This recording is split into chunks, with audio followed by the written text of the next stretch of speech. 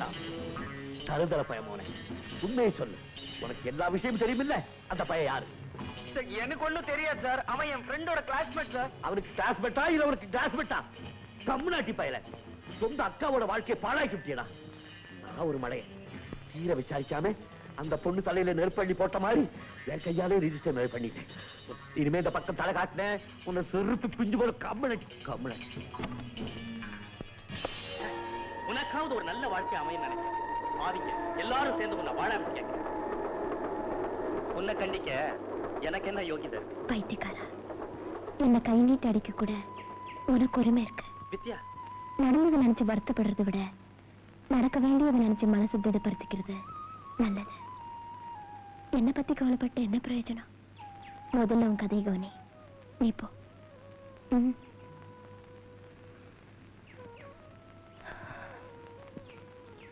பட்டு போன மரத்துக்கு தண்ணி ஊத்துனா துளிக்க வப்ப போது. வேண்டாமா, நீ எனக்கு பிச்சை போட வேண்டாமா? ஏன்பா? அம்மா, நீ தினமும் பிச்சை போட்டுட்டு இருக்க. நானும் நீ மகராசியா வாழணும்னு சொல்லி வாழ்த்துறேன். ஆனா என் வாக்கு பலிக்கலையம்மா.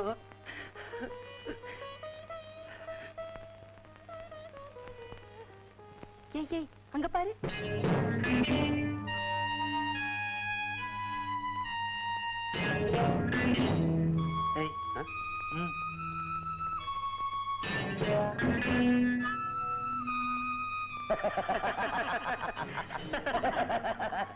சபரிஷா சார், உங்களுக்கு ஒரு ஜோக் தெரியுமா? நீங்க கல்யாணம் பண்ணி வச்சீங்களே வித்யா, அவ மாப்பிள ஒரு பெரிய 420 ஆமே. இது உனக்கு ஜோக்கா தெரியுதா?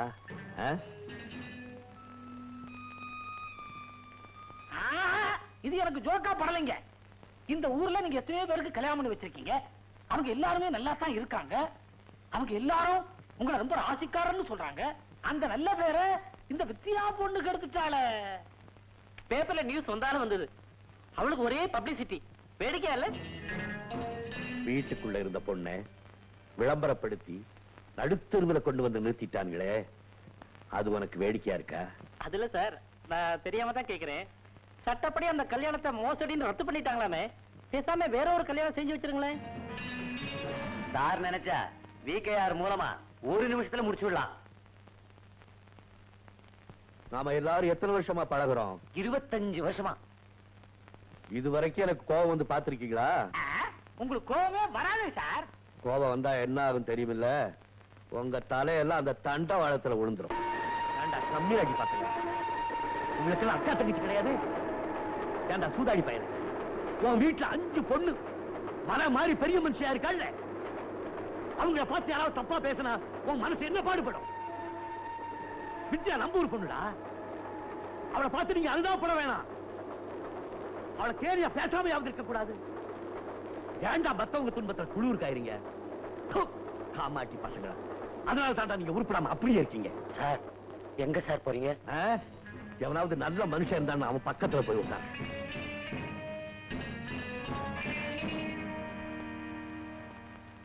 நெஞ்சு பொறுக்குதில்லையே, நெஞ்சு பொறுக்குதில்லையே, நெஞ்சு பொறுக்குதில்லையே, நெஞ்சு பொறுக்குதில்லையே. இந்த நிலைகட்ட மனிதரை நினைத்து விட்டால், நிலைகட்ட மனிதரை நினைத்து விட்டால், நெஞ்சு பொறுக்குதில்லையே, நெஞ்சு பொறுக்குதில்லையே, நெஞ்சு பொறுக்குதில்லை. என்ன சார்? நான் சொல்ல நினைச்சதுதான் அவன் பாட்டா பாடிட்டு போயிட்டானே. ஆமா, நான் சொன்னேன் அந்த பொண்ணு விஷயம் என்னாச்சு? அவ பொண்ணாடாவ. அப்பா கூட்டு போட்டீங்களா? நீ தானே சொன்ன உங்க அப்பனுக்கு காட்டுன்னு. நீ வெள்ளிக்கிழமை என்ன, அவன் அவசரக்கார பையன் செவ்வாய்க்கிழமை காட்டுன்னா கூட்டு போய் காட்டின. ஏண்டா ஒரு மட்டு மரியாதை வேணாம்? அவ என்னதான் கிளியோபட்ராவா இருந்தா கூட காலு மேல காலு போடுறாளே, அவ காலுதான் எங்க வேணாலும் போடட்டும். ஒரு வயசுக்கு மரியாதை கொடுக்க வேணாம்?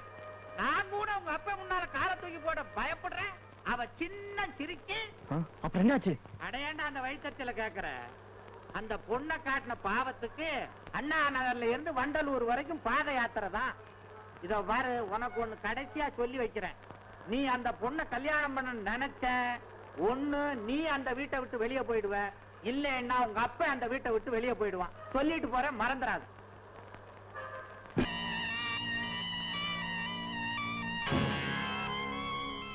ராதா, உங்க அப்பா என்ன வெறுக்கிறதுனால உங்களால என்ன கல்யாணம் பண்ணிக்க முடியாத சூழ்நிலையில இருக்கேன்னு சொல்றீங்க, அதானே? ராதா, மிஸ்டர் ரகு, நான் உங்களை காதலிக்கிறதுக்கு உங்க அப்பா எனக்கு ரெக்கமெண்டேஷன் லெட்டர் கொடுக்கல. நான் உங்க கூட பேசுறதுக்கோ பழகிறதுக்கோ உங்க அப்பாவோட பர்மிஷன் வாங்கல. இப்ப கல்யாணங்கிற பிரச்சனை வந்ததும் உங்க அப்பாவோட சம்பந்தப்படுத்தி பேசுறீங்களே, இது என்ன நியாயமே புரியல.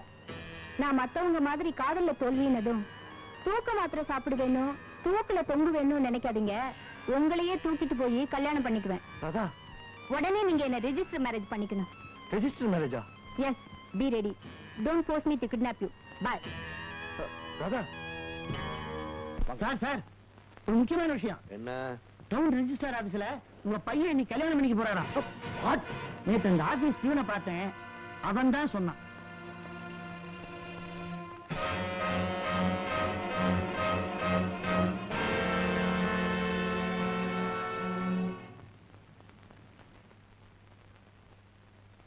சாட்சி, நான் இருக்கேன். சாட்சி,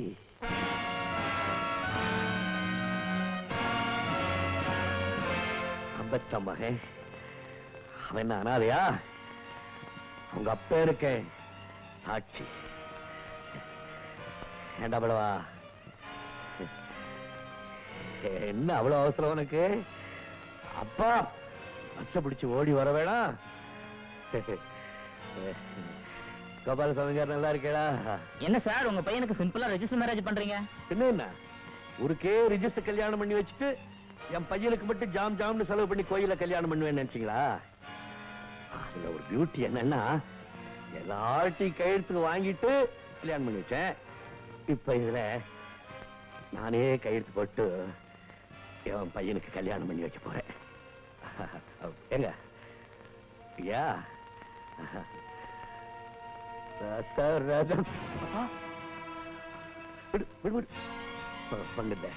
ஒண்ணு இல்ல, ஸ்லிப் ஆயிடுச்சு. தசரத ராமன்.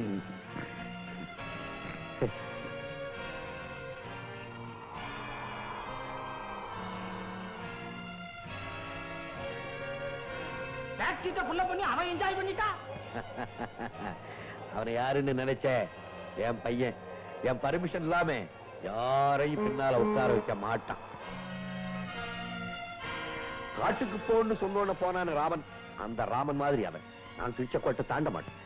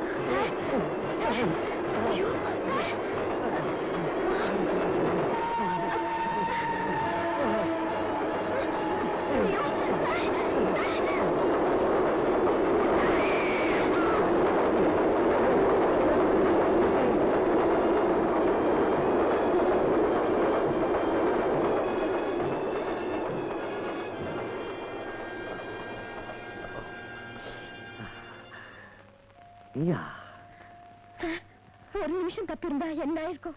நினைச்சு கூட பார்க்க முடியாத இன்சிடென்ட். நினைச்சு பார்க்காம இருக்கும்போது நடக்குதே, அதுக்கு பேர் இன்சிடென்ட் இல்லம்மா, ஆக்சிடென்ட். சார், எத்தனை நாள் இப்படி? என் மனைவி செத்ததுல இருந்து இங்க ஒரு விதமான வலி வரும், அதுக்கப்புறம் இப்படி ஆயிடுவேன். இந்த மாதிரி சமயத்துல எல்லாம் ஏன் சார் தனியா வரீங்க? துணைக்கு யாரையாவது கூட்டிட்டு வரக்கூடாதா? துணையா? வேற எங்கேயாவது அடிபட்டிருக்காங்க. சரி வாங்க, வீட்டு வரைக்கும் நான் வரேன். உறவே துணை, நெஞ்சே துணை, நினைவே துணை, நேசம் துணை, பாசம் துணை. அல்லாலலா, அல்லாலலா, அல்லாலலா, அல்லாலலா. ஆமா சார், ரகு யாரோ விருப்பப்பட்ட பொண்ணை ரெஜிஸ்டர் மேரேஜ் பண்ணிட்டார் போல இருக்கு. அந்த அதிர்ச்சி தாங்க முடியாம சாருக்கு பிட்ஸ் வந்து தண்டவாளத்துல விழுந்துட்டேன். நான் மட்டும் பாக்கலனா சார் ட்ரெயின்ல அடிபட்டிருப்பாரு. ஐயோ அப்படியா? இப்ப அவன் எங்க இருக்கிறான்?